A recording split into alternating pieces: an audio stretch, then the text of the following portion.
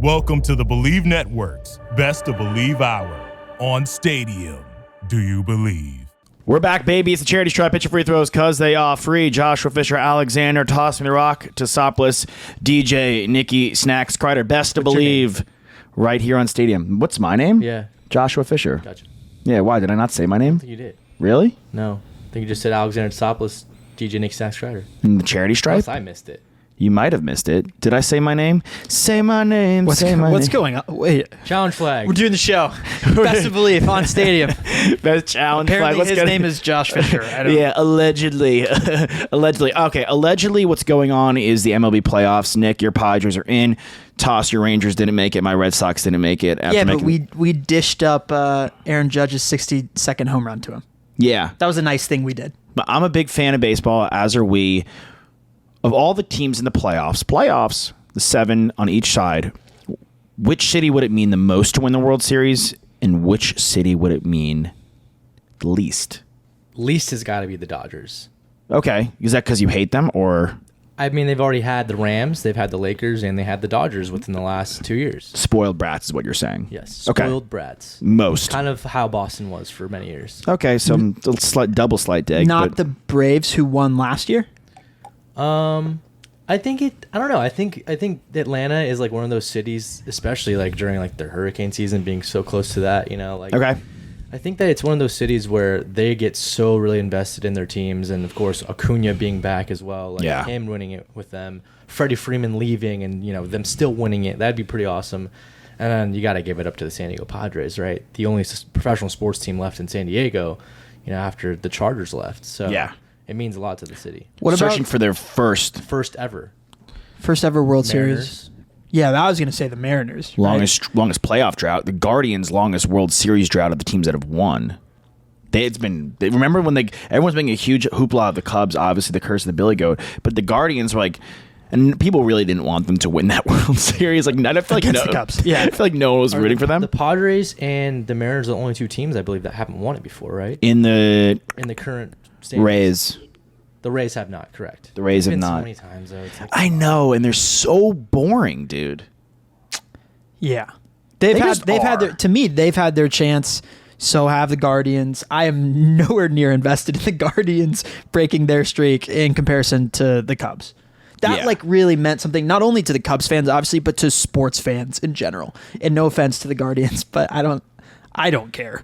It was just about LeBron getting the title. it's also just crazy that no one was alive the last time the Cubs had won. And, there's people that were alive when the Guardians have won. Sister Jean wasn't alive when the Cubs last She won. had to have been. Dude, it was like 1907? 1907. There's no way Sister Jean was alive. Dude, she is. She's up there. She was close. She's not 120. She was I like don't- negative dude, 10 though. she- Negative 10 or less for sure. I'm gonna stat check that. We'll be right back though. Yeah, we'll be back in a couple seconds. But she threw out the first pitch before, and she was like full weekend at Bernie's. I bet she was born in the 20s. Yeah, around there. Well, Nick is gonna fact check. We'll be right back in just a hot second. Nick, yeah. 1919. Wow, 1919. Great year for I don't really know what went down that year. Sorry, Mom, I know you're a history teacher, but we have so many great things to cover. Best to Bleav right here on Stadium. Ovie, Mughelli, Will McFadden, Bleav in Falcons, talking a little Falcons football. Corey Wooton, Joey Christopoulos, Bleav in Bears, talking some Bears football. Also, Bleav in Broncos, Chris Braden, Orlando Franklin, Bleav in Ravens, Danny Wilcox, and Bo Smolka. All of this coming up next. Do not go anywhere. Joshua Fisher, Alexander, Toss Me the Rock, Christopoulos, DJ, Nikki, Snacks, Kreider, the charity stripe. Best of Bleav. Hit your free throws. Hang tight. We'll be right back in just a second with some more great Bleav content on Stadium. We're back with the Best of Bleav Network Hour on Stadium. Do you believe? We're back, baby. It's the charity stripe. Hit your free throws because they are free. Joshua Fisher, Alexander, Toss Me the Rock, Christopoulos, DJ, Nikki, Snacks, Kreider over there. You Best said your to name Bleav. this time. I did say my name. And last time. And last time. Say my name. Say We my reviewed the name. footage. I did. lost the challenge. It's okay, dude. You still have one more. Okay, good. And you have 2 timeouts. Yeah, you're right. You're chilling. You're right. You're good. Just I know. Don't Brandon Staley this thing. Best to Bleav on Stadium. Ovie, Mughelli, Will McFadden, Bleav in Falcons. This is a little bit of a hot take. Check it out. One more game like this, yes.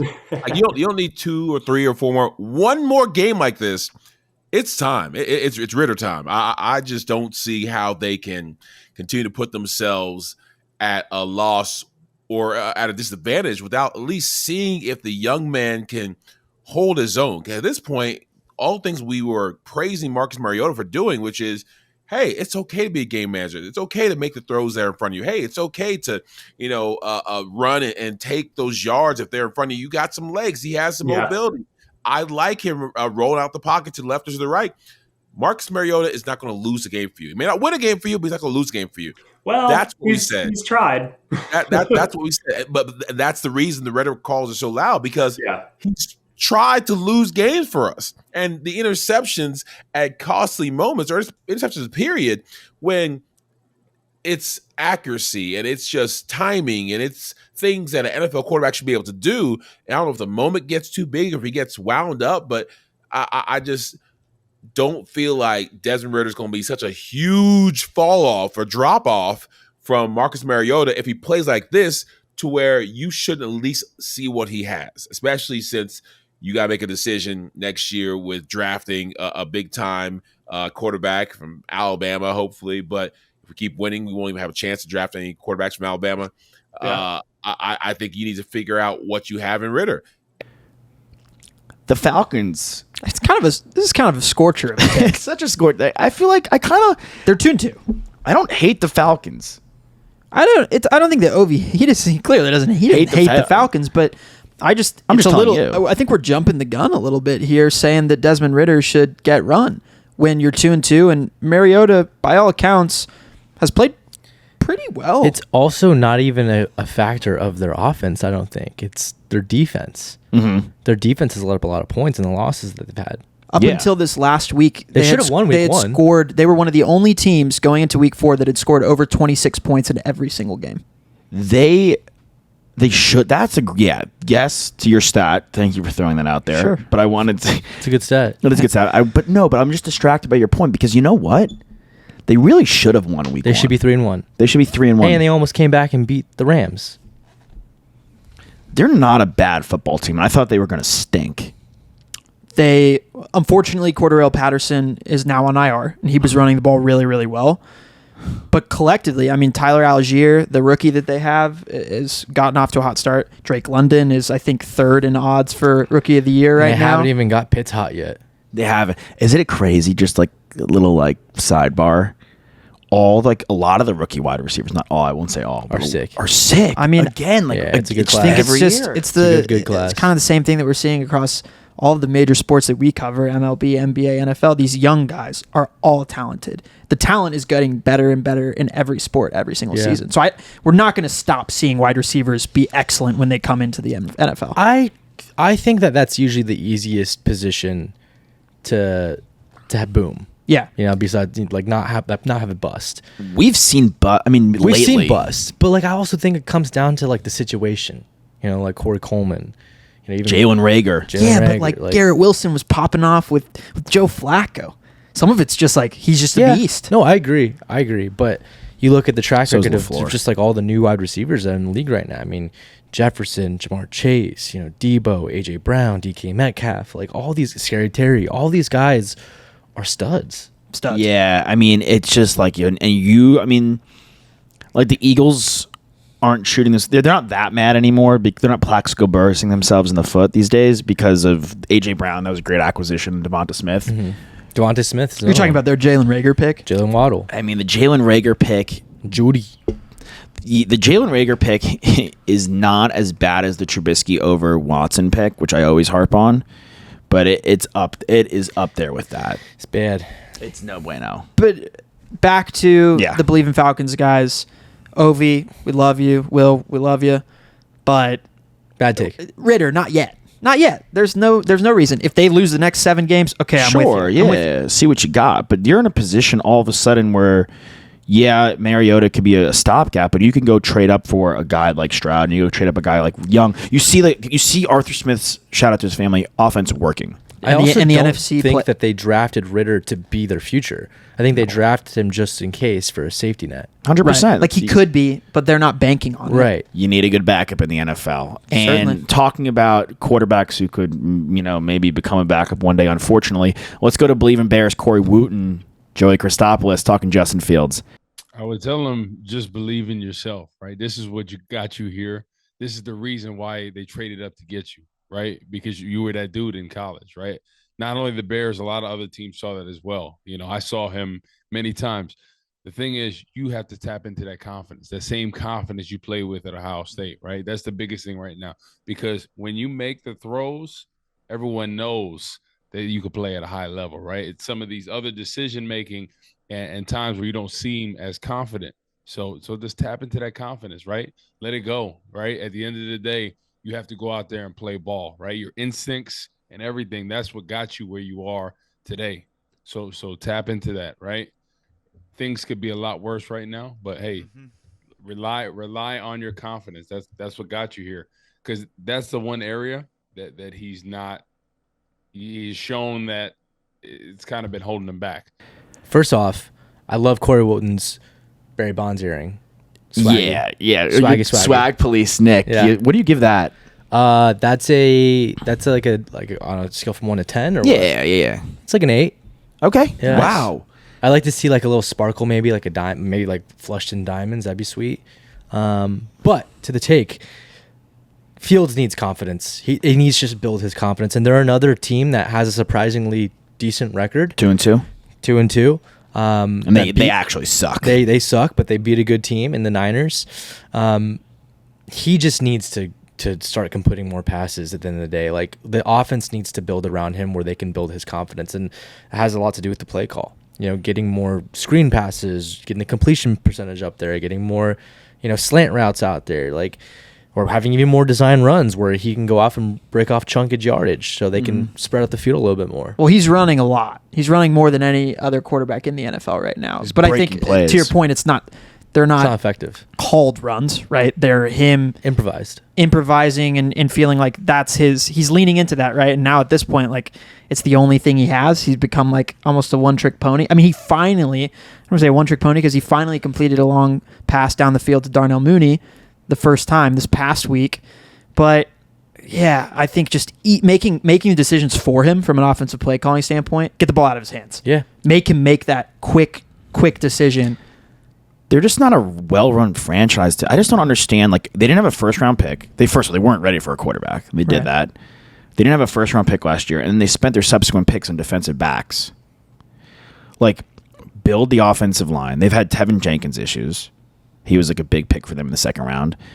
Get some receivers. Get some receivers. I just don't understand what they were doing. You made that pick and you made that massive. It's not like it felt you. You made that massive move to go up and get Fields, and then now you're kind of failing the kid in his second year. He's already on a second head coach.